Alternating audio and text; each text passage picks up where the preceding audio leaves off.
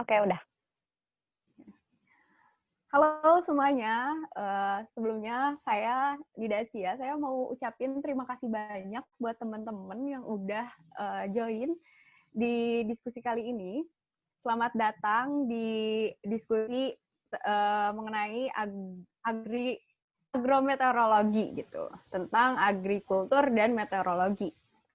Nah di sini teman-teman santai banget, nggak usah yang tegang banget dan nggak usah yang aneh-aneh banget. Orang belajar di sini. Nah, sebelumnya boleh kembali lagi, boleh diganti dengan nama strip PT-nya apa. Kemudian ada virtual background yang bisa teman-teman pakai buat di open kameranya gitu. Nah, nanti kedepannya bakalan ada beberapa ada beberapa yang akan disampaikan mungkin dari pandangan kita dulu gitu. Nah, tapi teman-teman di sini juga boleh banget menyampaikan aspirasinya atau pendapatnya atau mungkin kesan atau insight yang mungkin teman-teman punya gitu. Mungkin biar nggak lama-lama lagi, alangkah baiknya kita sama-sama berdoa dulu kali ya, biar lebih berkah gitu ya diskusi kali ini. Oke, kalau gitu aku pimpin aja kali ya. Berdoa menurut agama dan kepercayaan masing-masing, berdoa di rumah masing-masing juga, berdoa dipersilahkan.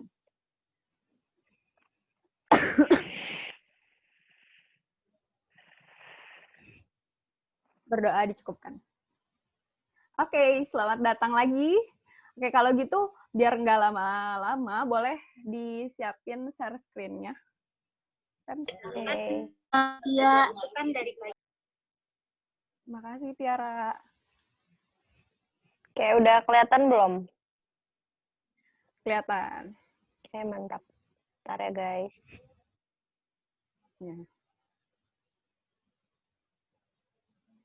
Udah belum? Nah, malah keluar lagi. Nah, malah terah.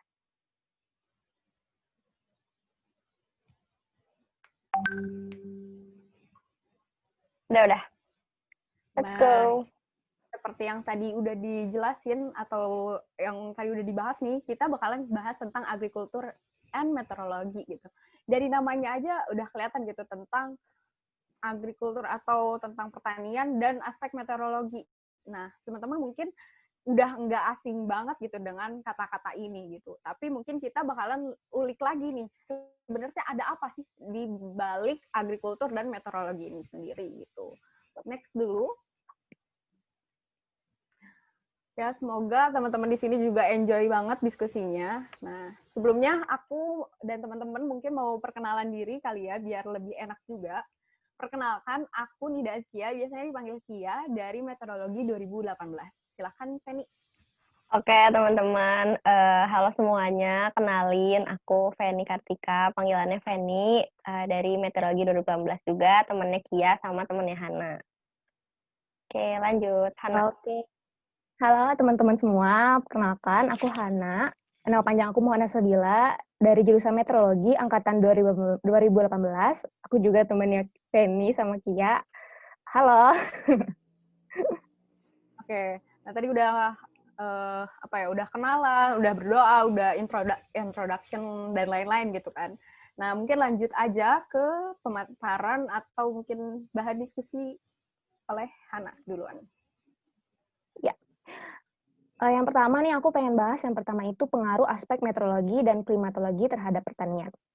Seperti yang teman-teman tahu tadi juga udah dibilang sama Kia ya, yang maksudnya topik diskusi kita pada hari ini itu adalah agrikultur dan meteorologi. Agrikultur sendiri itu merupakan sebuah proses menghasilkan suatu pangan dari hayati gitu. Nanti apa yang dihasilkan atau apa sebenarnya topik utama yang akan dibahas pada hari ini, nanti teman-teman bakal tahu juga seperjalannya diskusi kita pada hari ini. Jadi yang pertama aku pengen bahas dulu nih, apa pengaruh aspek meteorologi dan klimatologi terhadap pertanian. Dalam buku Meteorological Vocabulary atau Kamus Meteorologi, klimatologi pertanian adalah klimatologi dalam pengaruhnya kepada produksi tanaman, termasuk utamanya tentang musim tumbuh, hubungan antar laju pertumbuhan, dan hasil panen kepada berbagai faktor iklim. Batasan-batasan iklim untuk pertanaman, irigasi, dan pengaruh iklim kepada pengembangan dan penyebaran penyakit tanaman. Bisa di next. Lalu, nah kita kan tadi bahas agrikultur ya. Nah, kita masuk ke Indonesia. Kenapa sih Indonesia gitu? Karena secara geografi, Indonesia terletak di 6 derajat lintang utara, 11 derajat lintang selatan, 90 derajat bujur timur, dan sampai 121 derajat bujur timur. Indonesia itu memiliki 2 musim, yaitu musim hujan dan musim kemarau. Lalu selain itu, karena Indonesia juga kaya akan rempah-rempah, tanah yang luas, dan hasil tanam yang melimpah. Lalu pada tahun 2016, BPS atau biasa orang-orang bilang Badan Pusat Statistika itu mencatat bahwa Indonesia memiliki 31,74% atau 38,29% juta jiwa yang bekerja pada sektor pertanian, sehingga Indonesia disebut sebagai negara agraris. Lalu hasil panen Indonesia yaitu padi, jagung, kopi, kedelai, sayur-sayuran, aneka cabai, ubi, dan singkong. Bisa tolong lanjutkan? Lalu menurut data World Atlas, Indonesia merupakan negara penghasil dan eksportir kopi. Keempat terbesar dunia, yaitu setelah Brazil. Lebih dari 2,5 ton. Dan dari Vietnam juga lebih dari 1,65 ton per tahun. Dan Kolombia 810.000 ton per tahun. Lalu terdapat 5 provinsi produsen kopi terbesar di Indonesia, yaitu Sumatera Selatan dengan 25,8%, besarnya, lalu Lampung 14,95%, Sumatera Utara 9,41%, Aceh 9,08%, dan Jawa Timur 8,9%. Jenis kopi yang telah diproduksi yaitu kopi Arabica Gayo Aceh, kopi Arabica Kintamani, kopi Arabica Toraja, kopi Arabica Java Ijen Raung, kopi Liberica Rangsa Meranti, kopi Arabica Flores Bajawa, maupun kopi Robusta Temanggung. Itu macam-macam kopi yang diproduksi di Indonesia. Nah, data produksi dan ekspor kopi di Indonesia. Teman-teman sekarang udah sadar kan? Sebenarnya topik bahasan diskusi kita yang pada hari ini itu apa? Apa agrikultur yang kita yang mau kita bahas di sini, yaitu kopi.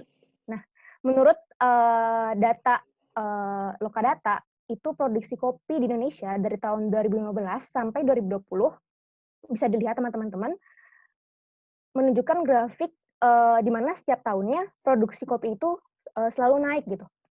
Bisa teman-teman lihat tahun 2015, 2016, 2017, 2018, 2019 sampai 2020 grafiknya selalu cenderung naik. Lanjut. Lalu data ekspor kopi di Indonesia bisa teman-teman lihat pada tahun 2016 di mana Indonesia itu mengekspor kopi paling banyak ke negara Amerika Serikat. Ya, lalu yang kedua Jepang, ada Malaysia, Mesir, dan diikuti negara-negara lainnya. Udah lanjut.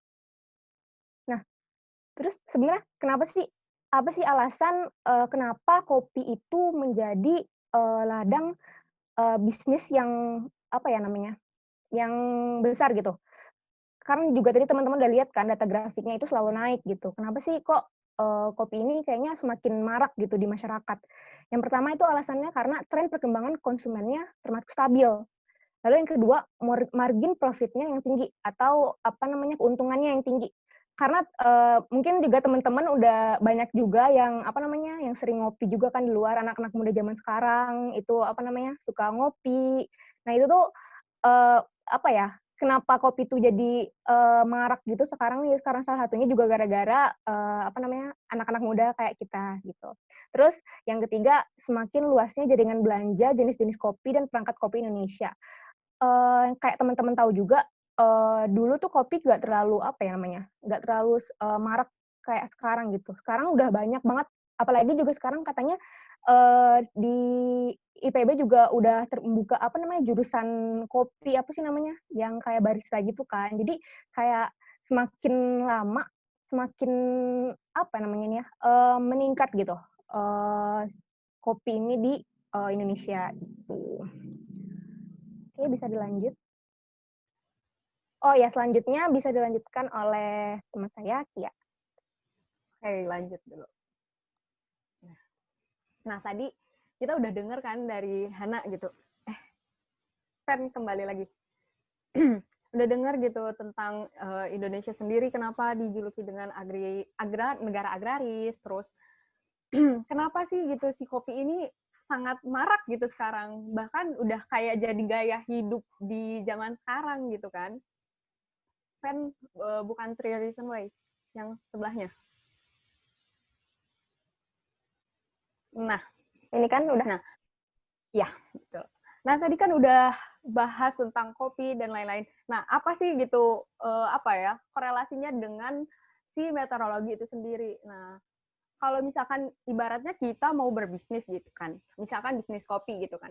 Nah, mungkin nggak harus kita juga jadi petani kopi gitu kan, tapi setidaknya kita harus tahu juga gitu kapan dan sebenarnya di mana gitu yang cocok untuk dapetin kopi yang punya kualitas yang tinggi atau kualitas yang bagus gitu. Nah, mungkin buat petani-petani kopi dan lain-lain mungkin ini juga harus suatu aspek yang penting gitu buat dipahami gitu. Sebenarnya kapan sih waktu yang cocok buat nanam kopi itu sendiri gitu.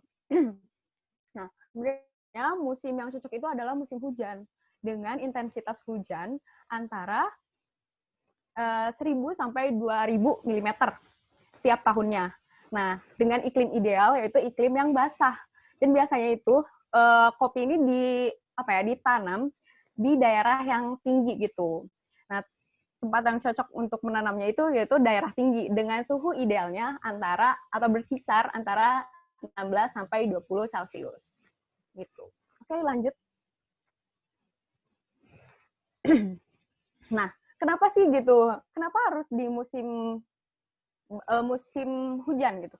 Oh ya, tapi uniknya teman-teman bahwa tanaman kopi ini nggak bisa dipanen ketika musim hujan, berbarengan musim hujan gitu loh.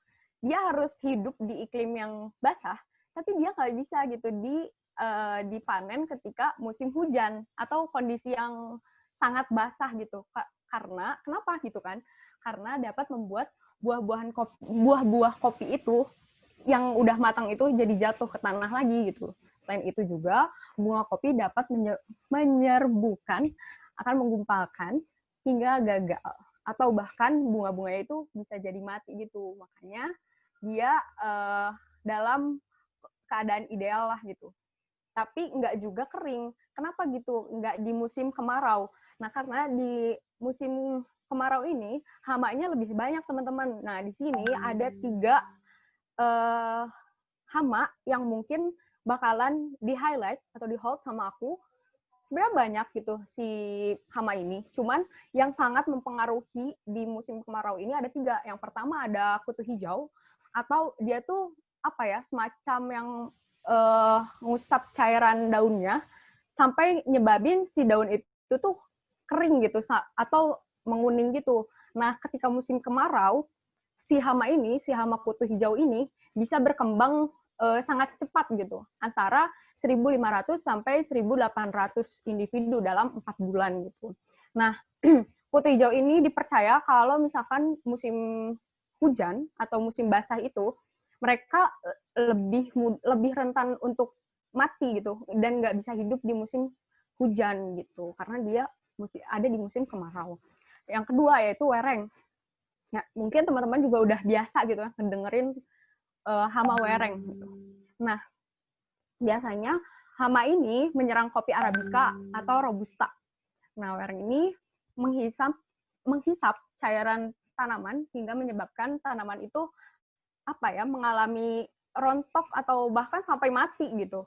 Nah, yang ketiga ada hama mati pucuk yang menyebabkan matinya ujung batang, cabang maupun ranting yang bisa sama kayak kutu hijau bisa menyebabkan mengering dan kuning bahkan sampai mati, gugur gitu, teman-teman. Itu. Dan ketiga hama ini itu tuh berkembang biak yang sangat cepat ketika musim kemarau dan mereka lebih rentan untuk mati atau tidak hidup ketika musim hujan gitu. Oke, lanjut.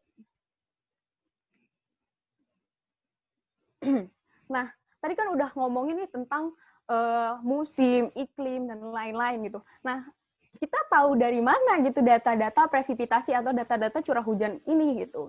Nah, teman-teman tahu nggak, pernah ngedenger nggak nama data Ogimet gitu, ogimet.com? Pernah nggak teman-teman? Coba dong, aku mau dengar suara teman-teman. Enggak, Kak. Kalau mau Enggak. jawab aja, guys. Belum, Jawab Kak. aja Kasih tahu teman-teman. dong, Kak. Iya. Kasih tahu dong, Tahu, Kak. Kak. Oke. Ya, nah, Jelasin ya, Kak. oke. Jadi apa ya? Data Ogimed ini adalah suatu kumpulan data dari WMO. Tahu WMO nggak, teman-teman?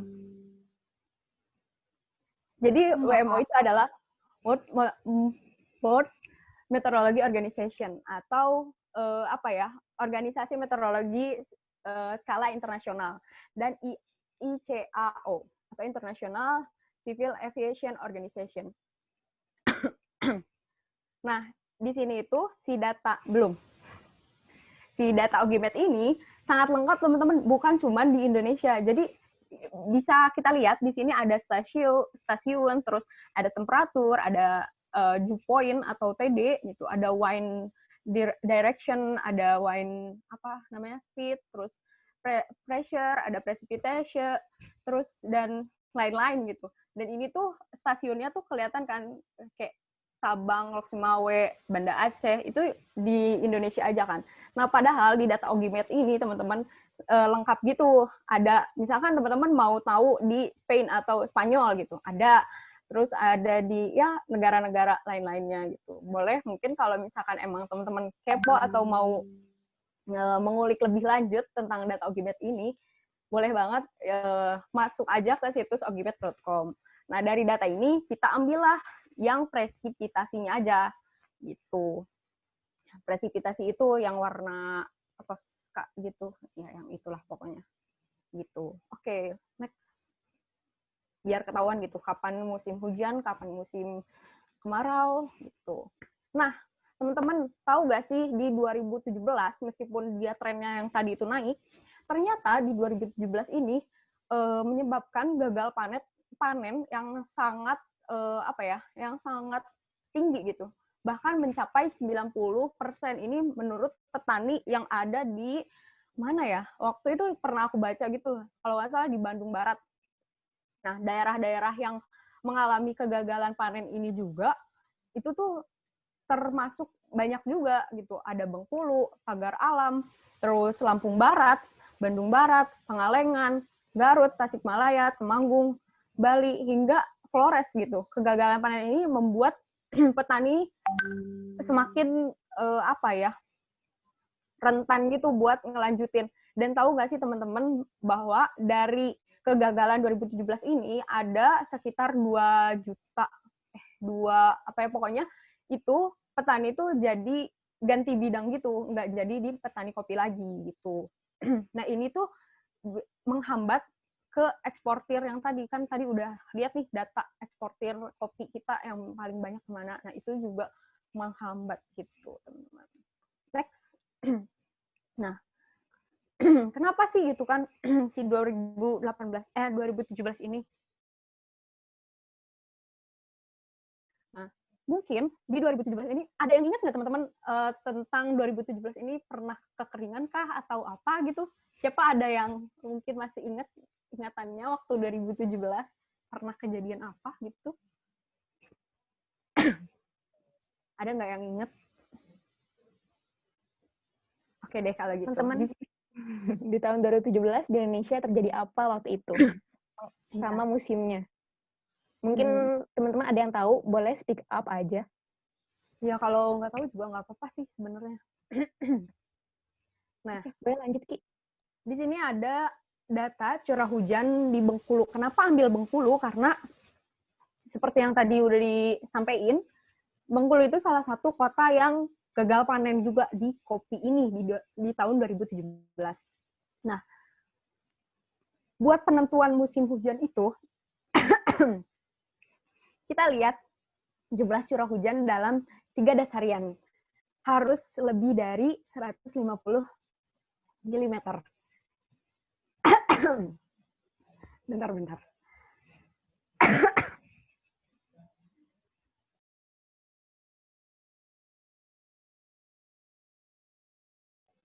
Sorry, batuk. Oke, lanjut ya. Nah, dasarian itu apa? Dasarian itu adalah 10 hari dalam 1 bulan. kan satu bulan tuh ada yang 28, ada yang 29, ada yang 30, bahkan ada yang 31 gitu. Nah, nggak bisa dong kita harus tiga gimana sih? Harus 10 gitu. Nah, buat nyarinya itu, jadi 10 pertama itu harus 10 kedua juga harus 10. Nah, yang terakhirnya itu sesuaiin dengan bulan yang ada gitu, teman-teman. Misalkan Januari kan 31, berarti dia data yang terakhirnya itu bakalan jadi 11.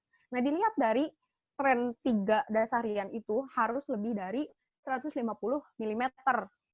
Terus buat tahu juga musim kemarau, dari kebalikannya dari musim hujan, itu harus kurang dari 150 mm.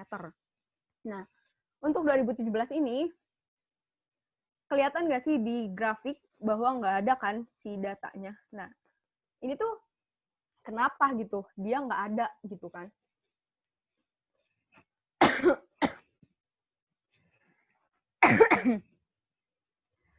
Terlihat bahwa awal musim di 2017 ini awal musim nggak kelihatan gitu. Namun pada September di 2017 CH atau curah hujannya itu lebih dari 100 mm. Dan pada tahun 2018 awal musim hujannya itu ketika November, di mana curah hujannya udah lebih dari atau sama dengan 150 mm. Oke, mungkin dari aku kayak gitu dulu kayaknya. Dan maaf, ada beberapa kendala kayak batuk-batuk gitu. Oke, mungkin ada info atau ilmu lagi dari Feni. Dilanjutin, Fen. Oke, aku bakal ngelanjutin nih yang tadi Kia. Jadi kan teman-teman udah tahu nih ya, kita ngambilnya tuh daerah Bengkulu. Terus dilihat juga nih datanya kok kosong gitu. Terus sebenarnya bener nggak sih permulaan dari si nanam kopi itu bisa dari bulan bulan September di 2017 yang itu tuh nggak nyampe 150 kayak gitu-gitu. Nah, aku sebenarnya mau minta maaf dulu nih kita bertiga, soalnya kita juga, nggak tahu gitu ternyata data Ogimed ini tuh, kayaknya dari BMKG-nya itu nggak melaporkan gitu ke Ogimed ini, kalau misalnya di bulan Januari sampai April ini tuh kondisi curah hujan di Indonesia tuh kayak gimana. Makanya, di data Ogimed-nya tuh kosong, kayak gitu. Nah, terus karena dia mengalami kekeringan juga, jadi curah hujannya tuh nggak nyampe 150, tapi kita bisa juga, bilang kalau misalnya di tahun, 2017 ini tuh, di bulan September, bisa dikatakan buat awal nanam kopi, kayak gitu. Terus di tahun 2018 gitu, ini juga kayak, kering gitu kan. Nah, grafiknya naik baru di Oktober dan November. Nah, karena di November ini udah curah hujannya rata-ratanya lebih dari 150, berarti itu udah boleh dikatain buat, musim hujan dan awal, musim tanamnya kopi, kayak gitu. Itu buat sekilas info aja sih. Nah, terus sebenarnya kenapa sih 2017 sampai 2018 awal tadi tuh, kenapa kita mengalami kekeringan? Sebenarnya teman-teman mungkin ada yang pernah tahu lagi, balik lagi gitu, ada yang ingat, "Oh iya dulu teh, Indonesia ngalamin ini," gitu atau apa. Kalau ada yang tahu ngomong aja nggak apa-apa. Ya, kalau nggak salah ada kemarau panjang ya di Iya Indonesia tuh. iya, oke. Ada lagi?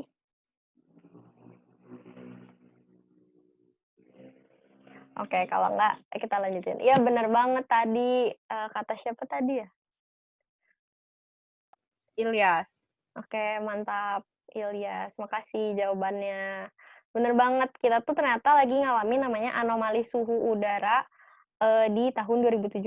Jadi kata penelitiannya BMKG, Indonesia tuh mengalami, tahun terpanas gitu. Jadi tahun terpanas yang terjadi di sekitar tahun 1850 sampai 1900-an dan terjadi lagi di 2015, 2016, dan 2017 kayak gitu. Nah, terus ini tuh ada grafiknya juga kan. Nah, terlihat banget nih di 2010 sampai nanti di 2030 ini, suhu global di dunia itu tuh bakal naik terus gitu teman-teman. Terus ini juga ada anomali gitu kan. Nah, ini tuh anomalinya lebih detail per provinsi. Nah, kalau kita lihat di Bengkulu, daerah sasaran kita, dia tuh udah di zona merah gitu, naiknya anomalinya itu lebih dari 1 derajat Celcius, mengalami panasnya itu. Nah, terus ini juga kata WMO gitu di Konferensi Perubahan Iklim PBB, dia menyatakan bahwa Januari hingga September 2017 suhu rata-rata global mencapai sekitar 1,1 derajat Celcius di atas era praindustri, dan tahun 2017 juga diwarnai dengan fenomena gelombang panas yang melanda seluruh dunia dan dalam skala yang belum pernah terjadi sebelumnya. Gitu, dan itu akibatnya jadi kekeringan, kebakaran hutan, dan bahkan kematian. Jadi kekeringan tadi juga berdampak sama produksi kopi gitu. Nah, selanjutnya ini tuh ada kalau dilihat pakai satelit gitu, apa ya, sama model model buat perubahan iklim dari tahun 1960 sampai 2060. Nah, itu tuh bakal meningkat terus gitu, semakin lamanya bumi ada itu bakal semakin panas. Nah, kenapa sih bisa semakin panas? Ya itu tadi, karena adanya perubahan iklim dan karena adanya juga dari, apa ya namanya, pola kehidupan manusia yang terus berubah gitu. Itu juga bisa, nyebabin si iklim ini terus berubah dan suhu bumi juga meningkat gitu. Nah, dampaknya tadi nih, dampaknya yang pertama adalah penurunan panen berkurang. Jadi kopi itu, yang tadi Kia udah jelasin, jadi banyak banyak banget yang gagal panen, banyak banget yang produksinya turun kayak gitu. Terus hilangnya juga lahan pertanian dan lebah-lebah tuh kan katanya, bisa membantu buat si produksi tanaman kopi ini gitu. Nah, mungkin di sini tuh karena ladangnya udah terlalu panas dan, jadi lebahnya tuh nggak cocok lagi buat diem di lahan tersebut, kayak gitu. Terus karena adanya peningkatan suhu, curah hujan, peningkatan suhu, terus curah hujan akibat perubahan iklim juga menyebabkan penyakit jamur karat daun kopi ya tadi. Nah, tadi kan kalau Kia, ada yang penyebabnya juga tadi kan. Nah, ini juga ada penyebabnya karena adanya jamur karat, kayak gitu. Nah, jadi kesimpulan dari, diskusi kita tuh sebenarnya, jadi tanaman kopi itu cocok ditanam pada musim hujan dan di daerah dataran tinggi yang memiliki iklim basah. Terus, pentingnya aspek iklim dan cuaca dalam dunia pertanian, terus sama sebagai manusia kita juga perlu meminimalisir terjadinya perubahan iklim, seperti menurunkan emisi gas rumah kaca atau menekan intensitas polusi udara yang dapat mengakibatkan suhu global meningkat, gitu teman-teman. Nah, eee sebenarnya kalau dari pemaparan tuh udah selesai nih. Sekarang kita mungkin kalau ada yang mau tanya jawab, kalau ada yang mau nanya, boleh sambil banget diskusi aja santai gitu. Gimana Atau nih? mungkin punya, punya suatu ide yang mana kita harus pecahkan gitu, suatu case yang kita bisa sama-sama pecahkan, atau punya suatu insight, boleh banget. Ini boleh nih Lulu katanya mau ngomong, Iya, boleh boleh. banget lu. Gimana tuh lu?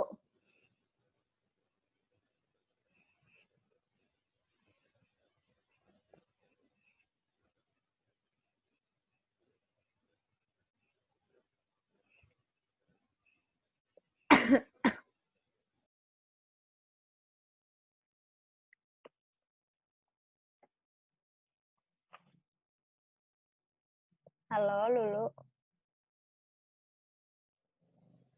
Halo lu, gimana tuh lu? Atau temen-temen yang lain dulu mungkin nunggu Lulu kalau misalkan ada ada punya ide atau mungkin mau koreksi atau mungkin apa gitu, boleh banget teman-teman. Atau mungkin aku sih pengennya kayak sebenarnya yang kita lakuin buat tadi kan banyak gitu ya dampaknya, kayak apalagi tentang aspek iklim gitu tuh sama peningkatan suhu global gitu. Nah, semakin tahun tuh semakin naik gitu kan teman-teman. Nah, mungkin dari teman-teman ada yang menyarankan nih kayaknya oh ya kita harus ganti pola hidup deh jadi kayak gini, atau kayaknya kita bisa deh bantu supaya peningkatan suhu tuh nggak ada lagi dengan cara kayak apa gitu. Itu sih. Mungkin dari teman-teman ada yang mau ngasih insight-insight-nya. Aku mau nanya ke Kiai. Boleh. Boleh, gimana tuh, Jul? Kiai, kan kamu tadi ngejelasin tentang Ogamet gitu kan. Ogimet, ya. Lagi-lagi kan itu tuh prediksi kan. Terus buatan manusia. Aku pengen tanya berapa persen sih akurasi terhadap kenyataan. Soalnya kan lagi-lagi itu buatan manusia terus prediksi. Apalagi cuaca sekarang nggak bisa ditebak dengan adanya globalisasi. Mungkin sekian. Terima kasih Kakak. Oke, makasih banyak Ijul udah nanya gitu. Nah, si Ogimet ini, Jul, sebenarnya kan apa ya? Jadi kalau kamu mau tahu, ada suatu alat apa ya yang bisa kita apa ya namanya? Suatu alat meteorologi di mana itu tuh emang apa ya? Kayak buat pengamatannya gitu. Bahkan setiap detiknya pun emang apa ya? Selalu Terpantau. bener, selalu tercatat gitu. Nah, tapi emang bener ada prediksinya. Dan itu nggak selalu benar prediksinya. Kayak contohnya kemarin yang nggak sih, Hana sama Feni, kita sama-sama ngamat, oh ya Feni, yang Andat itu, analisis data cuaca. Ya kan? Nah, kita tuh ngeliat prediksi cuaca yang ada di WCPL ya Fen ya? WCPL nggak sih? Nah, tapi itu kembali lagi, itu tuh prediksi dengan pengamatan itu ada 2 data gitu loh, Jul. Nah, kalau misalkan yang di Ogimet ini kan itu udah tersaring nih, terarsipkan si data-datanya. Nah, boleh banget coba kamu lihat deh di Ogimet itu, terus apa ya, buka, dan akurat atau enggaknya itu berapa persen ya? Aku nggak bisa jawab berapa persennya sih sebenarnya. Bentar. Mungkin Hana Feni pernah baca nggak berapa persenannya? Ini, oh iya, dan sok-sok lanjutin dulu. sebelumnya, jadi si data Ogimet ini nggak terutama Indonesia ya. Dari Indonesia ini nggak selalu setor data gitu loh, teman-teman. Kalau mau tahu, ya jadi nggak apa ya. Kalau misalkan negara lain tuh hampir 90% selalu setor data gitu ke si Ogimet ini atau WMO ini. Nah, tapi dari Indonesia mungkin entah karena alatnya yang kurang atau apa, banyak juga data-data yang kosong gitu. Oke, Feni mungkin ada yang mau ditambahin? Ini sih paling aku mau nambahin dulu. Ya. Ogimet itu merupakan data asli yang didapat dari apa ya namanya alat kan yang dibuat oleh manusia. Nah mungkin memang benar kalau Halo, Han? Hananya hilang. Halo? Iya, nggak akan mungkin akurat 100% banget sih pasti itu. Karena ada galat, di mana galat itu selalu kita hitung dengan apa ya, beda-beda sih. Ada yang galatnya itu dihitung dengan 5%, ada yang dihitung dengan 10%.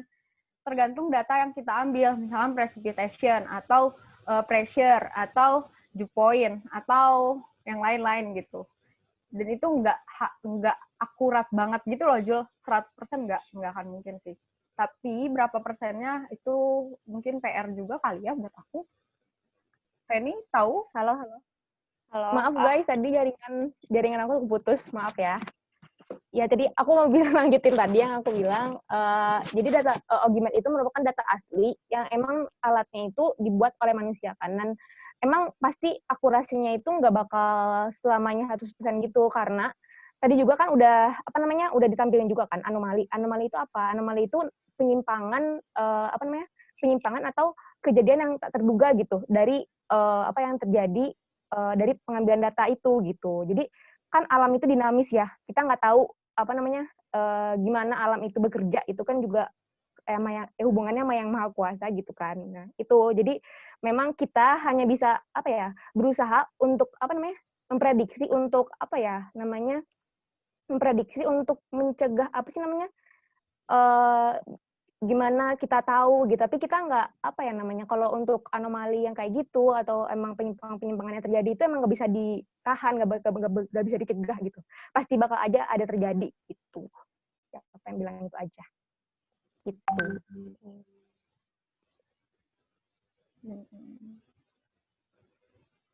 Kalau dari aku apa ya? Sebenarnya setahu aku gitu, data Ogimed ini tuh data yang udah terjadi gitu. Cuman aku kurang tahu juga gitu sih akuratnya dia seberapa akuratnya dia gitu. Cuman yang kita udah ambil kan yang data yang udah terjadi gitu loh 2018 kayak gitu. Mungkin kalau misalnya kita nyari yang 2020 buat hari besok pun itu belum tentu ada gitu loh datanya. Tuh, karena dia ngambilnya data yang apa ya? Yang udah terjadi gitu loh. Gitu setahu aku ya.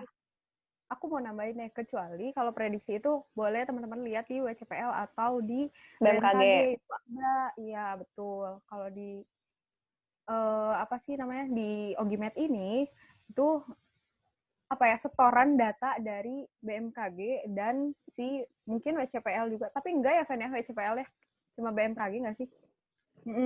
Setiap stasiun yang ada di Indonesia, kan banyak tuh stasiun di Indonesia gitu teman-teman. Itu Ki ada yang bertanya, berpendapat? Boleh tuh. Boleh banget. Boleh banget. Langsung on cam, on mic. Sans. Gimana tuh? Dan bersuara, silahkan. Bias ya? Iya. Gimana ya? Ya, bismillahirrahmanirrahim. Saya teh mau bertanya. Mungkin kayak sedikit penasaran aja gitu ke kopinya gitu. Kan kopinya itu intinya yang dibahas di sini tuh kayak masa tanamnya itu cocok di curah hujan yang 150 mm gitu kan ya. Gimana cara mensiasatinya itu bukan kita mencegah gitu, tapi seperti mengobati lah kalau sakit itu. Jadi ketika curah hujan anomali curah hujannya itu ya ada kelainan kan, nggak bisa diprediksi gitu. Tiba-tiba kemarau panjang gitu. Apakah kita misal kita buat hujan buatan atau mungkin kita pindah tanaman kopinya ke tempat yang emang lebih atas lagi, lebih dingin lagi, walaupun nggak hujan misalnya. Apakah bisa seperti itu gitu? Ini rasa penasaran saya ya. Makasih loh Ilya sudah nanya. Makasih banyak. Nah tadi Ya, mau siapa dulu, Fenhan? Oke, kalau dari aku dulu deh ya bentar. Aku dikit aja sih, setahu aku gitu ya. Kalau iya bener banget kalau misalnya kita ngalamin kekeringan gitu, bisa tuh ada teknologi kan, modifikasi cuaca. Nah, modifikasi cuaca tuh ngapain? Nah, jadi modifikasi cuaca itu ini apa namanya? Jadi usahanya BPPT sama BMKG buat ngadain apa namanya? Hujan buatan. Nah, tapi tuh nggak sembarang hujan buatan bisa dilakuin gitu dan di apa ya? Jadi ada apa namanya? Bisa semena-mena gitu. Ada undang-undangnya gitulah intinya. Sama ada ciri-cirinya gitu. Kapan kita tuh bisa ngadain si hujan buatan ini? Kalau misalnya apa ya? Kayak dilihat gitulah ciri-cirinya, nggak cuma dari karena kekeringan, terus kita butuh apa ya? Butuh buat kopi ini terus jadi bisa modifikasi cuaca itu gitu. Cuman aku kurang tahu juga gitu info waktu 2017 tuh apakah si BPPT sama BMKG itu udah pernah modifikasi cuaca buat hujan buatan ini atau belum, kayak gitu sih kalau dari aku. Mungkin ada tambahan? Aku mau nambahin. Ya, Selain tadi ada apa ya, aturan mungkin ya yang mengikat kapan bisa dilakukan TMC atau ya hujan buatan itu. Nah, sebenarnya hujan buatan tuh mungkin apa ya, orang-orang mikirnya hujan buatan itu hujan yang dibuat sama manusia gitu kan. Nah, padahal pada nyatanya enggak, teman-teman. Hujan buatan ini adalah suatu apa ya? Jadi kita tuh kayak menyemprotkan aerosol di awan gitu, sehingga menyebabkan titik jenuh yang lebih cepat gitu, dan terjadilah hujan. Jadi nggak sama sekali kita yang nyemprotin gitu air atau yang lain-lain, enggak gitu. Itu pakai aerosol gitu. Dan itu tuh memakan sekali melakukan TMC ini atau modifikasi cuaca ini, itu tuh memakan uang 2 miliar ya, kan ya? Ya nggak sih? Pokoknya mahal banget. Nah, makanya nggak sembarang bisa melakukan TMC ini. Nah, terus gimana gitu kan siasatnya si kopi ini ditanamnya gitu, meskipun kemarau panjang. Nah, sejauh ini belum ada sih Ilyas si teknologi di mana apa ya buat mensiasati ini. Kalau contohnya di Jepang itu bukan kopi sih sebenarnya. Mereka kan kekurangan apa ya luas tanah. Tanah kurang. Mereka itu mensiasatinya dengan smart farm atau apa ya. Jadi mereka itu nanamnya itu nggak di tanah lagi.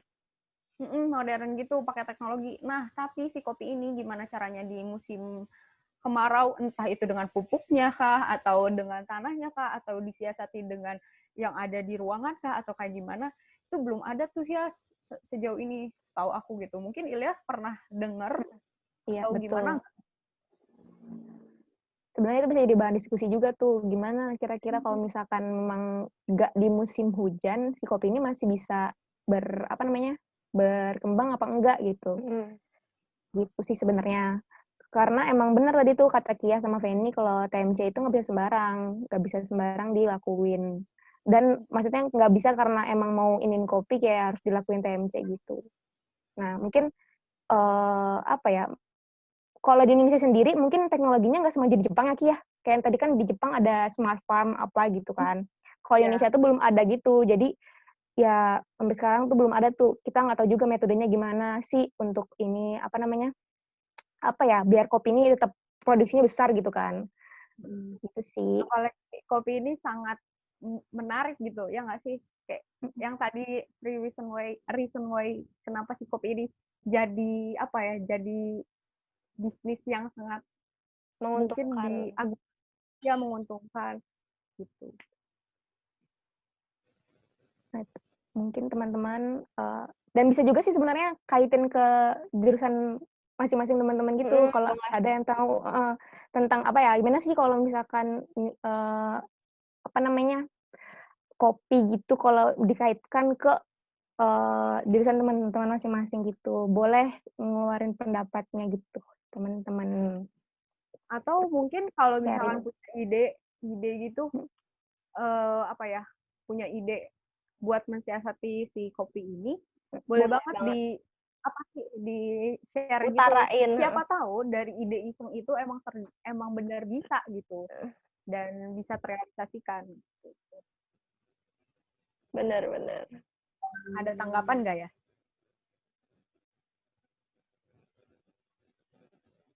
Ya, terima kasih ya buat jawabannya. Alhamdulillah sedikit tercerahkan. Jadi memang rekayasa cuaca tuh nggak bisa sembarangan ya. Iya. Saya juga jadi kepikiran buat nyoba kayak tanaman kopi tapi di di hidroponik gitu. Walaupun saat ini kan itu buat sayuran-sayuran kecil gitu kan. Tapi apa salahnya gitu untuk mengembangkan dulu. Namun ya sayangnya di sini kan bahasanya antara kopi sama meteorologinya kan bukan salah hidroponik. Jadi ya terima kasih banyak ya. Alhamdulillah udah dapat banyak informasi. Iya, terima kasih juga Ilyas. Banyak juga Ilyas sudah nanya dan mungkin mengeluarkan pendapatnya tadi keren banget. Thank you. Bener-bener keren. Oh iya bener ya, kopi dan hidroponik. Semoga kalau misalkan nih Ilyas hidroponik kopinya udah jadi dan emang berhasil, kabarin gitu loh. Jadi ini kan jadi bahan diskusi. Oh iya jelas. Saya kalau nanti berhasil buat ini, insya Allah yang pertama diingat ini Teh Feni, Teh Moana, sama Teh Kia ya. Iya. Yang sudah menginspirasi semuanya. Terima kasih banyak. Penjilat. Mantap. Gitu terima kasih hari ini. Terima kasih banyak Teh. Oke. Ada lagi nggak yang mungkin punya ide, insight, atau yang lainnya?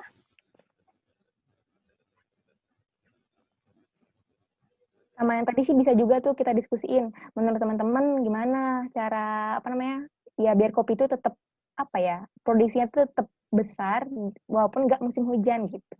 Benar-benar. Teman-teman punya opini atau pendapat, boleh bagi-bagi nih sama kita.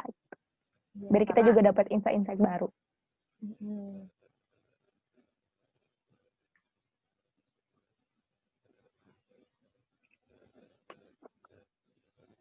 Sama ini kali ya, aku mau nambahin sih sebenarnya. Kan kalau ngelihat data Ogimet tuh kayak banyak banget gitu ya, terus kita kayak ngitungnya tuh lama. Nah, mungkin kalau teman-teman nanti mau nyobain nanam sesuatu, mau nyobain selain kopi atau apa, itu tuh ada Bisa. aplikasinya di App Store gitu-gitu. Namanya tuh banyak sih, kayak tentang banyak, aku tadi udah nyari gitu. Nah, itu tuh kayak namanya kalender masa tanam. Nanti tuh teman-teman cuman tinggal masukin mau nanam apa, terus berapa luasnya, terus apalagi ya, pokoknya kayak dia ini ada nih namanya Taniku, terus Katam Terpadu versi ringan. Dia tuh buatannya pemerintah gitu. Terus ada kalkulator pertanian. Nah, di kalkulator pertanian ini tuh ada pilih pola tanam, terus ada jumlah tanamannya, terus milih tanamannya mau apa, kayak gitu-gitu. Jarak tanamnya, produksinya, itu udah ada kalkulatornya. Nah, ini tuh sebenarnya yang kita tampilin sekarang tuh cuman tradisionalnya banget lah buat menentuin kapan masa tanam suatu tanaman gitu.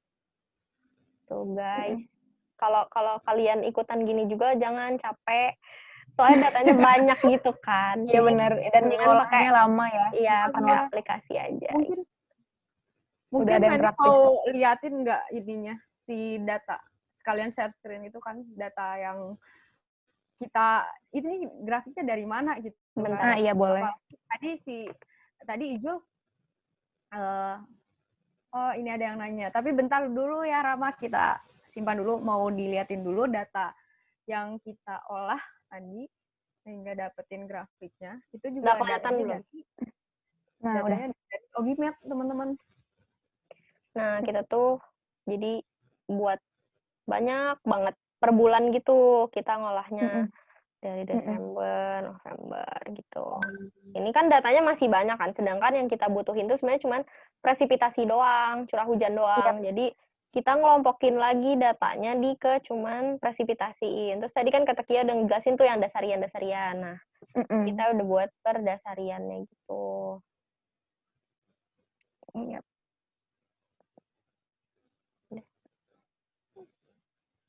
Kayak gini. Nanti dapat deh tabel yang tadi gitu. Nah, jadi kayak gini. Ini buat 2017. Terus, ini yang 2018. Nah, sama sih. Pokoknya cuman nginput data, terus ngitungin per dasariannya. Kayak gitu. Nah, ini agak repot gitu sebenarnya kalau kalau buat buru-buru dan pengen di beberapa tempat gitu tuh susah. Soalnya ini aja 1 tahun kayak harus 1 bulan kayak gitu. Itu aja sih kalau buat pengolahan data. Itu datanya kan yang dicarinya itu grafiknya gitu kan. Nah, sebenarnya kalau misalkan teman-teman mau nyari petanya atau ngelihat si curah hujan atau kekeringan gitu dalam bentuk peta di mana ada warna kayak gitu-gitu, sebenarnya bisa teman-teman, dan nggak semuli yang tadi gitu. Itu bisa pakai codingan gitu. Cuman mungkin nggak kita tampilin sekarang. Oke, tadi katanya ada Rizky Rama Pratama katanya mau nanya, gimana tuh Ram?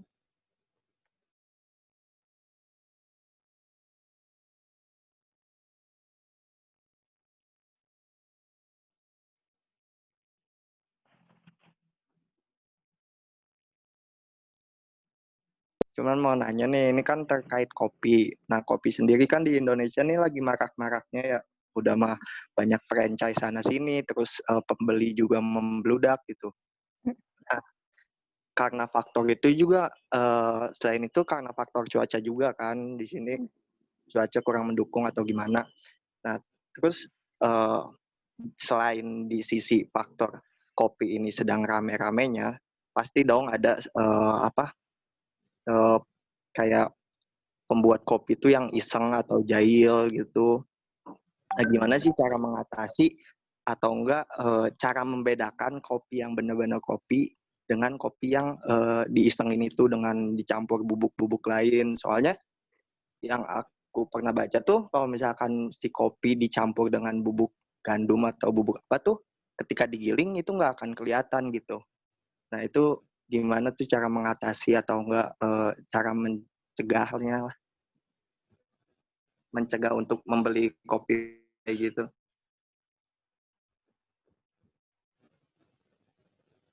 Oke, siapa dulu nih? Penny, Hana.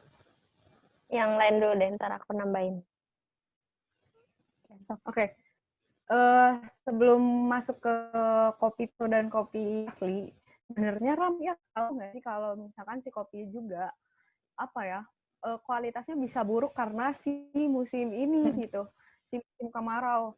Nah, kayak cita rasanya dan lain-lain gitu. Nah, yang aku tahu kalau misalkan kopi murni itu biasanya tuh dia punya aromanya tuh beda gitu. Iya, benar. Iya kan, kopi yang oplosan gitu. Iya kan, istilahnya kopi oplosan gitu. Nah, terus juga punya rasanya juga rasa yang yang lembut lah gitu. Iya nggak sih, kayak kalau misalkan dicampur gitu, aku pernah baca di mana gitu ya, dia bisa bikin lambung kurang kurang cocok gitu nggak sih? Terus juga biasanya kalau misalkan dicium aromanya, biasanya kalau misalkan yang oplosan itu sedikit kerasa atau aromanya tuh ada aroma jagungnya gitu. Kalau setahu aku kayak gitu ya, Ram. Mungkin Hana sama Fanny.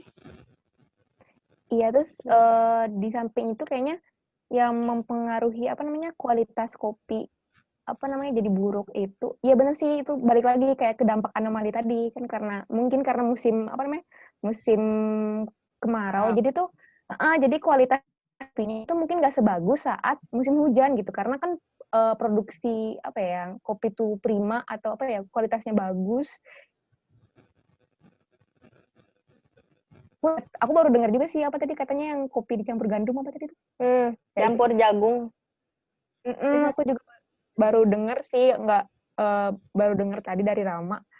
Nah itu, jadi mungkin juga aku mikirnya nggak tahu sih, kayak mungkin kualitasnya yang buruk gitu, kayak bukan kopi palsu tapi kualitasnya buruk mungkin gara-gara itu gitu, salah satu penyebabnya itu menurut aku.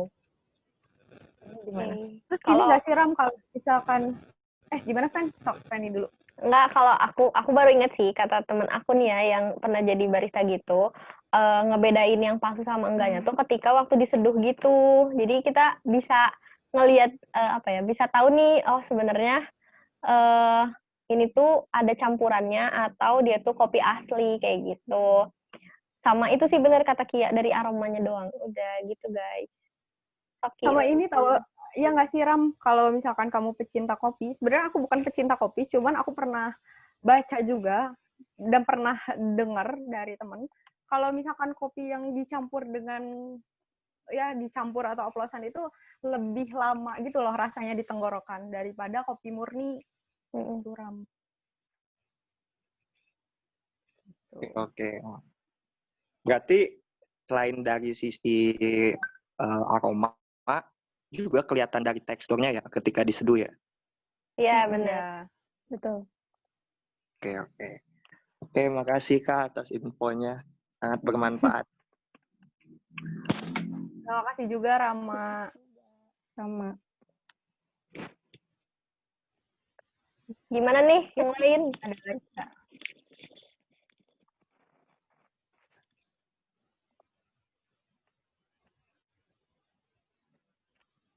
Ada lagi nggak?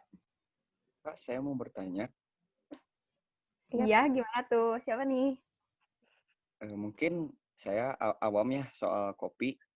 Boleh sedikit sharing nggak tentang sejarahnya kopi gitu? Mohon maaf gitu Kak, saya juga baru join. Ya, Zin. Iya, Kak Muhana.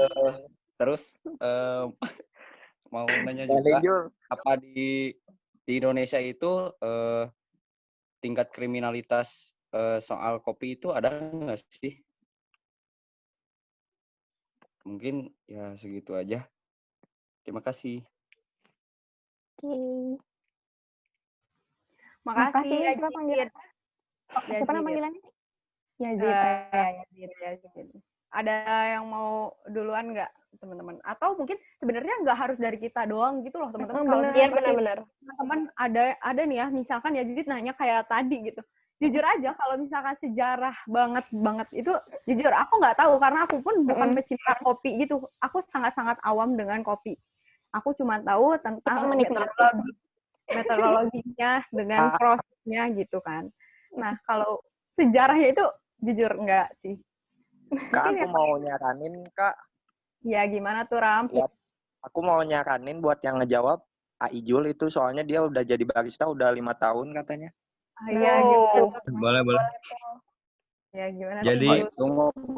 jadi kamu Hana, kapan nih ngopi bareng?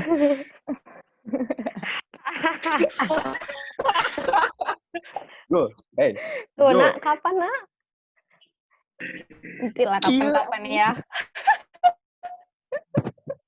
Kieu ai main ke Jogja teh.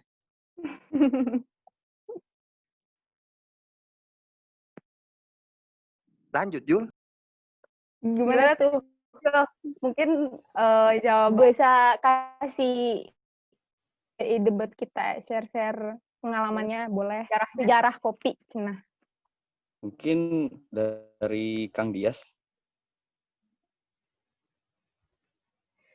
sebenarnya ya jadi kalau misalkan sejarah gitu bisa apa ya, bisa kamu baca sendiri karena jujur udah nih ya aku baca ini ya. Jadi sejarah kopi itu jadi dicatat bahwa pada abad ke-9 pertama kali kopi itu ada hanya di Ethiopia, di mana biji-biji aslinya itu ditanam oleh orang-orang sana gitu, warga lokal Ethiopia sendiri. Di mana di Ethiopia ini ditanamnya tuh di dataran tinggi juga karena tadi bahwa kopi harus di dataran tinggi, nggak harus sih sebenarnya. Idealnya di dataran tinggi dengan suhu ideal tertentu yang tadi udah dibahas di awal gitu. Nah, pada zaman apa ya, bangsa Arab itu kan ingat nggak SKI ya? Itu kan berdagang apa ya? Perdagangan bangsa Arab itu semakin tahun semakin meluas gitu kan. Nah, dari situlah biji kopi meluas sampai ke Afrika Utara oleh si bangsa-bangsa Arab ini yang ada di Ethiopia. Nah, akhirnya dari situlah di Afrika Utara ditanam biji kopi itu sendiri gitu, ditanam. Nah, dari Afrika Utara ini meluaslah ke Asia, ke Eropa, dan sampai menyebar kemana-mana gitu. Gitu. Sebenarnya bisa juga baca karena ini panjang banget. Kayak ada sejarah kopi Starbucks pun ada gitu. Siapa tahu mau tahu gitu. Itu bisa juga baca, cari-cari aja gitu. Cuman secara singkat sejarah kopi kayak gitu. Gimana? Terjawab nggak? Ya, cukup sih menurut saya. Ya, kangen aja gitu suara kaki ya.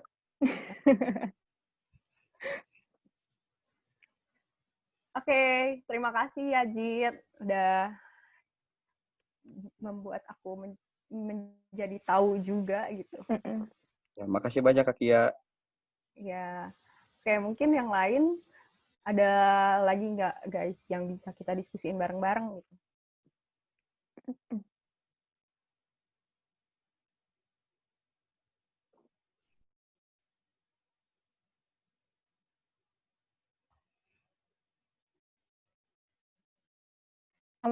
lagi ke yang tadi itu yang apa di Indonesia gitu. Apa sih gitu yang metodenya biar apa namanya produksi misalkan sebenarnya kalau kalian punya ide gitu. Kira-kira apa sih inovasi yang bisa kita lakuin gitu? Kan kita kan apa namanya pemuda gitu kan yang bakal memajukan bangsa. Gitu. Anjay. Jadi kayak apa itu inovasi yang bisa apa ya? Yang bisa misalkan kepikiran gitu sama teman-teman sekarang gitu. Gimana sih kan tadi yang udah dibahas juga kalau musim hujan itu saat dimana produksi kopi itu apa namanya bagus gitu, kualitasnya juga bagus. Dan musim kemarau itu tadi nyebabin apa namanya ekspor ke luar negerinya juga jadi kurang. Terus tadi apa namanya kopinya jadi kualitasnya buruk lah apa segala macam gitu. Menurut teman-teman tuh gimana tuh kita tuh sebagai pemuda gitu apa tuh kira-kira apa ya cara kita inovasi baru kita untuk buat si kopi ini tetap bisa kualitasnya baik dan apa ya produksinya tetap terus meningkat tanpa uh, harus di musim hujan gitu kayak di musim kemarau juga harus dia tadi yang pertama udah dibahas juga sama apa namanya Ijo tadi ya yang hidroponik tadi itu terus mungkin teman-teman lain punya inovasi atau ide lain gitu yang bisa dibagi gitu sama kita. Mau nyoba nambahin sih mungkin hampir sama kayak hidroponik, boleh gak? Boleh banget Liv. Siapa ini? Alif. Alif. Ya? Oke, Alif, ya. Boleh. Sempat aku tuh pernah ikutan kayak waktu pengabdian dulu. Jadi ada tentang seminar kopi gitu dari salah satu petani kopi yang udah maju lah istilahnya kayak gitu.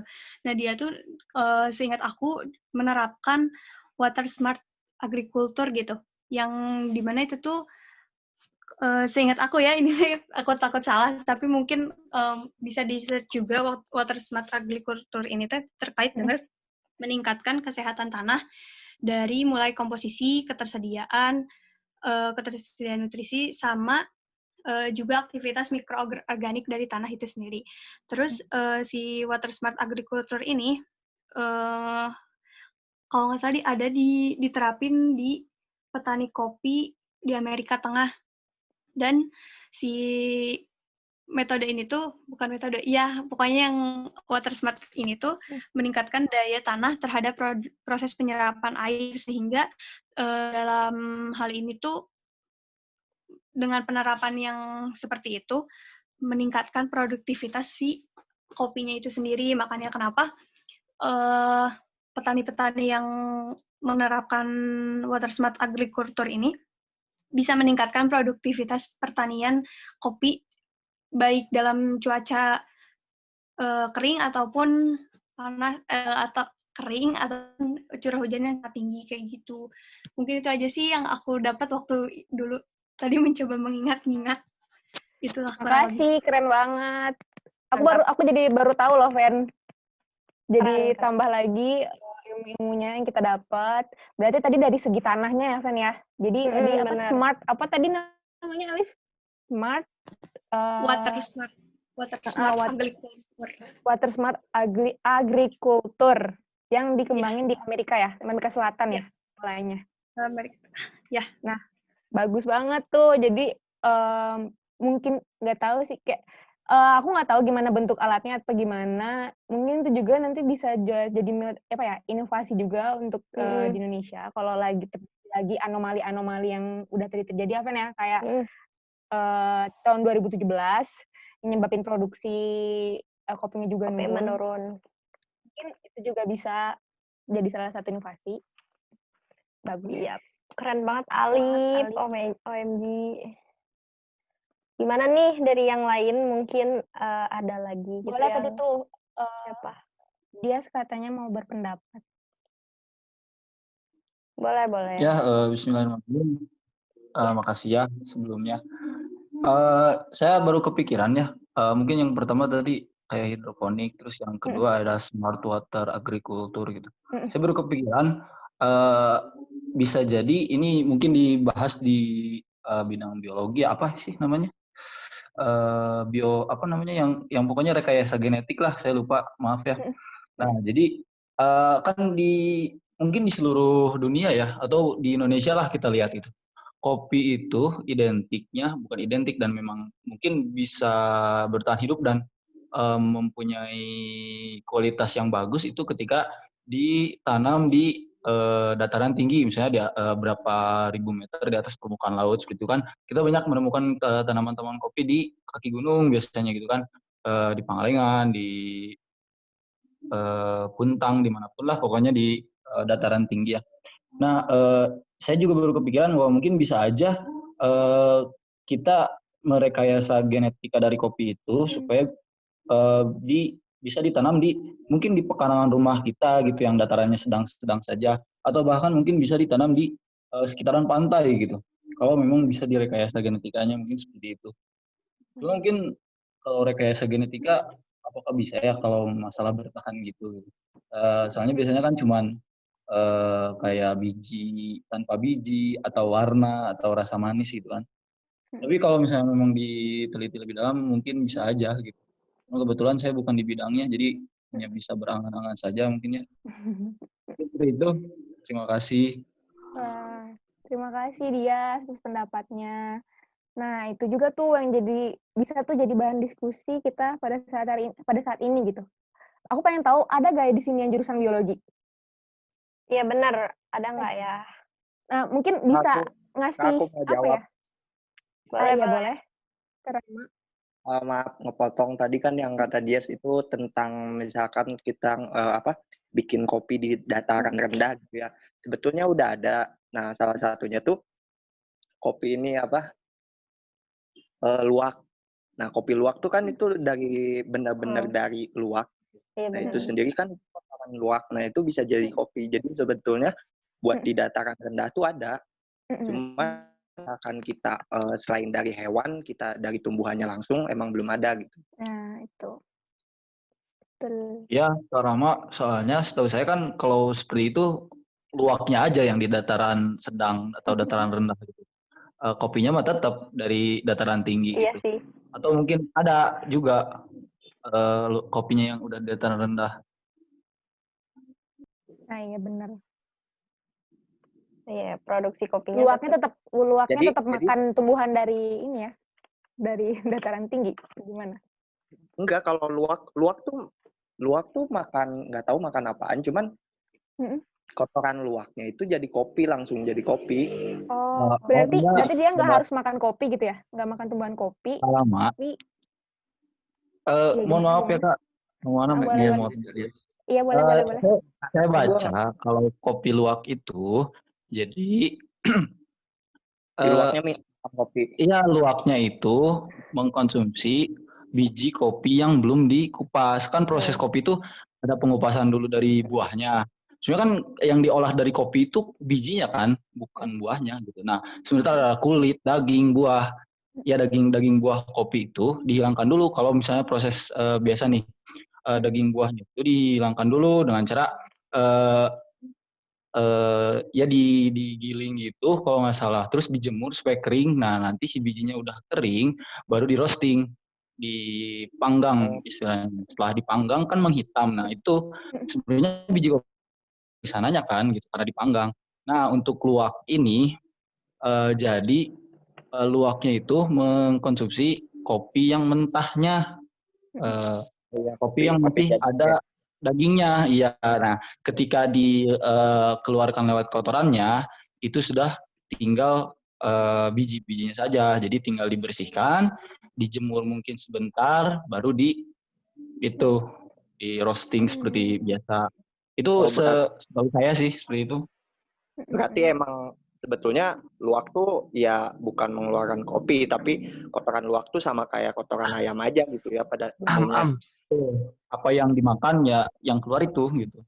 Kebetulan kopi itu ya nggak dihancurkan di sistem pencernaan luwak tuh bijinya aja. Jadi yang cuma dimakan itu cuma daging-dagingnya aja seperti itu. Berarti Izin sebetulnya menjawab, Dias, boleh Kak? Bentar Jul, berarti sebetulnya kotoran luwak tuh bermanfaat. Jadi bukan kotoran luwaknya, Mak. Jadi sebenarnya proses yang ada di dalam tubuh luwaknya itu loh. Jadi proses yang di dalam tubuh luwaknya itu bisa mengekstraksi biji-biji kopi sehingga ada rasa khas gitu yang dari luwak tersebut gitu. Bukan berarti kita memakan kotoran luwak karena bijinya tuh tetap utuh, tapi kotoran itu cuma yang menempel di luar. Yang jelas pasti kita bersihkan dulu gitu. Maksudnya di proses pembuatan bubuk kopi luwak tuh dibersihkan dulu kotorannya. Baru tetap kita proses bijinya, tapi ada di pencernaannya gitu. Kalau misalkan dari biji lain, misalkan biji kacang hijau, itu bermanfaat juga berarti. Manfaatnya lebih banyak dimakan oleh luwak. Kurang tahu kalau itu, soalnya yang maksudnya selama ini yang saya tahu juga kopi, maksudnya yang diproses di luwak itu ya cuma kopi. Apa mungkin bisa jadi luwak makannya lebih suka daging kopi daripada daging kacang hijau, karena kacang hijau itu memang udah biji kacang hijau gitu. Perumpamaan tuh berarti biji yang lain tuh kalau misalkan ikut ke pencernaan luwak kayaknya lebih bermanfaat. Bisa jadi eksperimen juga kan? Bisa jadi seperti itu. Mungkin biji lain yang bisa diolah gitu kan. Karena selama ini mungkin baru biji kopi yang bisa diolah. Benar. Oke. Lanjut Bapak Ijul. Ya, puntennya aduh kepanjangan. Nggak apa-apa. Asik banget ya perdebatan masalah luwak ini. Sebenarnya makanya sih aku nanya tadi, balik lagi ke yang pertanyaan pertama aku tadi. Di sini ada anak biologi gak? Yang mungkin bisa bantu kasih pencerdasan gitu buat kita. Aku. Oh iya, Ijo boleh. Mau berpendapat. Maaf, tapi Ijo kan bukan anak biologi ya? Anak Enggak, aku biologi. pernah tahu. Ya, boleh. Jadi itu tuh kalau yang dimaksud sama Dias tuh bioteknologi, maksudnya ada stek, maksudnya menjadi jadi jenis baru tuh sebenarnya emang udah ada. Soalnya dasar dari pohon biji kopi sendiri itu tipenya dari misal contoh dari tipe tipika. Nah, turunan itu turunan misalnya ada yang dari Ethiopia, misalnya yang aslinya tipika itu tuh ditanam di Ethiopia menghasilkan varietas dengan rasa yang berbeda tergantung dari sisi iklim yang ditempatinya. Jadi kalau misalnya tipika tadi yang paling ujung, maksudnya paling ibunya lah, ibu dari semua induk kopi disimpan di Ethiopia, di Jawa Barat, di mana pasti menghasilkan varietas dengan rasa yang berbeda, mungkin gitu Kak Muhana. Okay. Oh iya, jadi mungkin punya khasnya sendiri ya. Jadi di Indonesia yang dataran tinggi seperti ini atau di Ethiopia mungkin dia menanam di dataran rendah, mungkin seperti itu ya, Aijo. Kalau dataran tinggi dan dataran rendah itu mah masuknya ke, misal kalau dataran tinggi itu masuknya ke Arabica, kalau dataran rendah masuknya ke Robusta. Tapi kalau yang tempat tadi mah ke varietas, misal dari biji karakter kopinya tuh ada rasa mangganya, ada rasa cerinya gitu, tergantung dari misal pohon itu ditanam di pinggir-pinggirnya ada tanam apa gitu. Ya betul. Oh iya Kak, berarti aku baru ingat tahu ini enggak dokter kopi di Jogja, nggak tahu. Pokoknya ada dokter klinik kopi Jogja. Nah, klinik kopi Jogja itu penyajiannya bagus. Kenapa? Ini mah aku bukan endorse, tapi mau ngasih informasi aja Kak. Nah, jadi kalau misalkan kita ke sana, kita tuh benar-benar kayak ke klinik, ditanyain mau kopi apa, rasanya kayak gimana, terus sukanya apa. Nah, nanti mereka tuh nyajiin tuh benar-benar yang sama persis. Soalnya kenapa? Mereka tuh udah tahu gitu ilmunya cara biar si kopi tuh rasa buah kayak gimana. Nah, salah satunya tuh katanya kalau misalkan si kopi pengen rasa buah tuh, ya jadi si biji kopi itu bersampingan sama biji buah. Kalau nggak pohon kopi sama pohon buah bersampingan. Nah, nanti otomatis tuh kayak ada perpaduan rasa gitu. Makanya bisa menghasilkan kopi buah kayak gitu. Nah, itu yang diterapin sama klinik kopi di perkebunan. Kayak gitu aja sih Kak, bukan endorse, mohon maaf. Makasih. Ya, Makasih Rama, juga. terima kasih banyak. Makasih Ya, Kak jadi Muhana. kapan ngopi barengnya kemana? Ya kalian Hey, sangat-sangat suka kopi ya kayaknya. Lebih tahu kopi daripada kita kayaknya, Ki. Ya, karena mungkin kita mah tahu konsumsinya aja, Kak, gitu. Kalau Benar-benar. kakak kan masalah penanamannya, curah hujannya gitu. Kita Iya. kalau curah hujannya baru tahu sekarang. Iya. Aku masih Makasih tahu, Kak. infonya, teman-teman. Apalagi Jadi kita aku juga tahu. baru tahu Kakak sekarang. Dari nambah ilmu kita juga gitu. Makasih teman-teman, diskusinya tadi keren banget. Ya, ada yang mau dibahas, Ki? Eh, Sebenarnya dari aku nggak ada sih, tapi tadi temanku ada yang mau nanya, katanya, apakah jadi? Mungkin ini terakhir kali ya. Jadi final question ya. Boleh, Iya, boleh tuh. Boleh, Gimana, boleh. Jack? Aku joinnya di akhir-akhir sih, sorry. Cuman ini kayaknya webinarnya seru banget ya, terus kayak santai gitu. Jadi makasih ya buat kakak-kakak dari ITB ini udah bikin webinar ini. Sebenarnya aku mau nanya, kan ini tentang agriculture and meteorologi ya, terus case-nya kopi. Nah, apa sih yang bikin, sebenarnya kan agrikultur dan meteorologi itu luas banget ya. Apa yang bikin kakak-kakak bertiga ini ngambil case-nya kopi? Apa sih yang bikin, kopi ini yang bakal kita bahas gitu. Itu aja. Final question banget ya. Nggak tahu ini ada yang nanya nggak di awal, karena aku joinnya di akhir-akhir. Mohon maaf ya, Kak. Makasih. Iya, nggak apa-apa. Makasih. Makasih Bang Jack udah nyampein pertanyaannya. Dan ini kita nggak bahas di awal, iya nggak sih? Kenapa kita ambil case kopi? Benar-benar. Iya, benar. Oh iya, Banget nggak dibahas. Oh ya udah tuh. sebagai pelengkap gitu kan. Ada yang mau duluan nggak, Hana sama Feni? Sok duluan, yang lain dulu. Jujur aku lupa sih. Tadi kenapa ya awalnya? Ya udah dari aku deh ya. Kalau gitu. Nah, jadi Jack, tadi kan agrikultur tuh luas kan. Terus dibahas juga tadi sama Hana di awal-awal tentang negeri kita ini negara agraris lah, terus penghasil padi, penghasil kacang-kacangan, dan lain-lain gitu. Nah, salah satunya itu kopi gitu. Kenapa kita ambil yang kopi?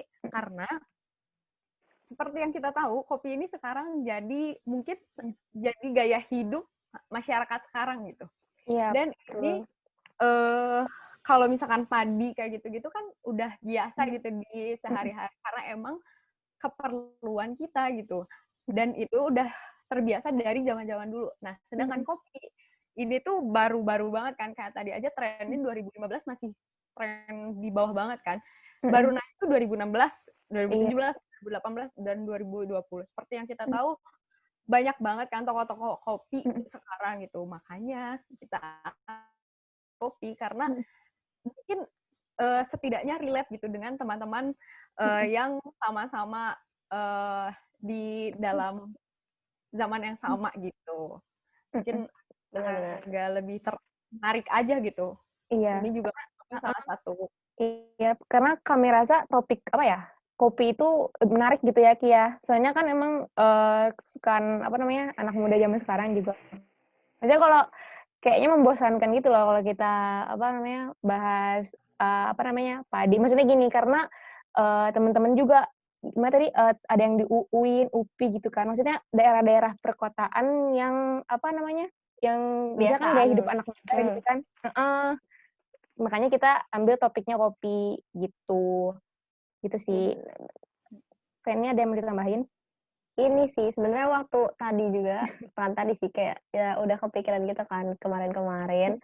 Kenapa kopi? Karena waktu ngelihat searching-searching ternyata kan Indonesia tuh penghasil kopinya gede juga gitu kan. Nah, kayaknya menarik nih buat dibahas, apalagi relate lah sama kehidupannya teman-teman di sekarang-sekarang ini yang hobinya nongkrong, terus nongkrong minumnya kopi kayak gitu-gitu. Iya.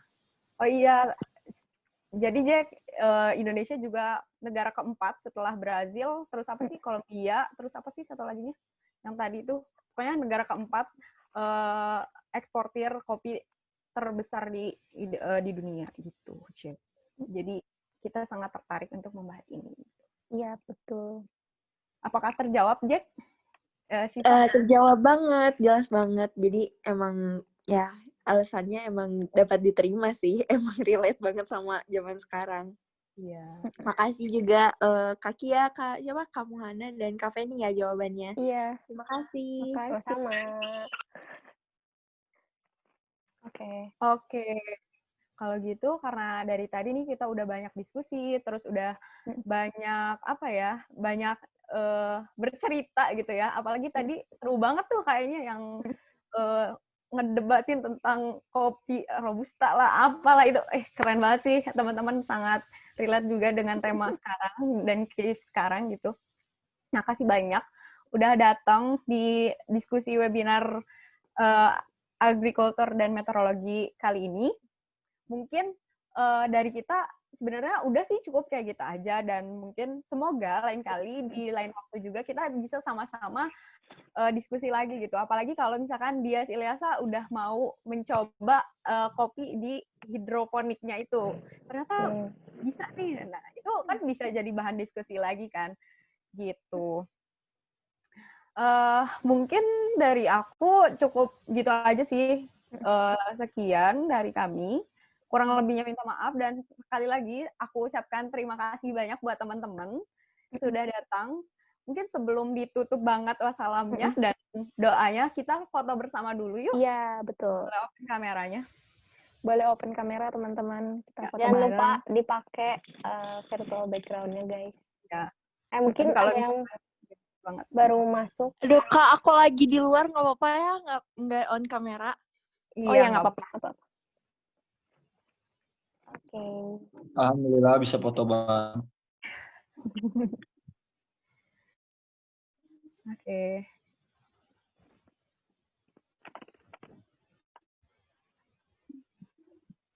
Siapa yang aba-aba ya? Iya, boleh. Screenshot sama abangnya ya.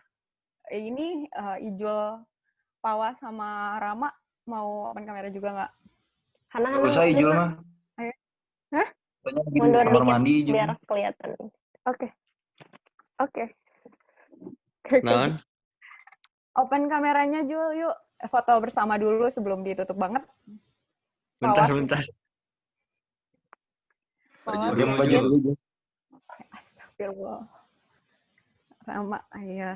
Kalian. Tuh. Foto bareng dulu, siapa tahu nanti bisa ngopi bareng.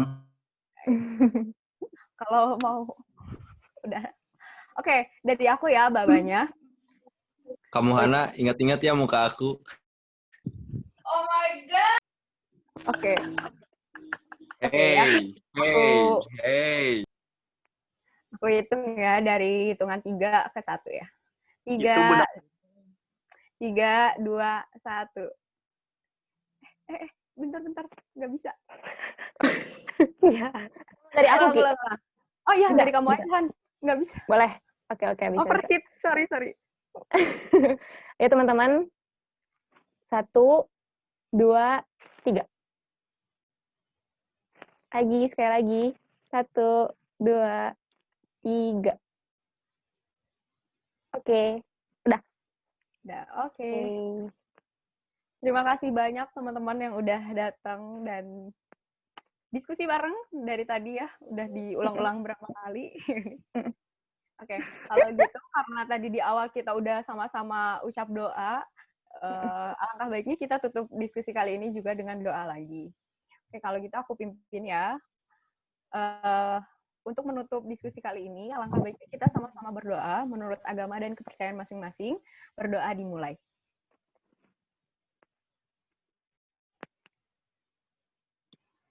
Berdoa dicukupkan.